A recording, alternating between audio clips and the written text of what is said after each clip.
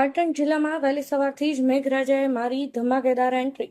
પાટણ જિલ્લામાં ચોમાસું જાણે વિધિવત રીતે બેસી ગયું હોય તેમ વહેલી પરોઢે મેઘરાજાએ પધરામણી કરતા વાતાવરણમાં ઠંડક પ્રસરી જવા પામી હતી. તો બીજી તરફ કેટલાક વિસ્તારોમાં પાણી પણ ભરાઈ જવા પામ્યા હતા.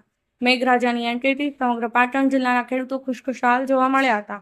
પોતાના વાવેલા પાકને હૂંફ મળી રહેશે તેવો આશાવાદ પણ વ્યક્ત કરતા જોવા મળ્યા હતા.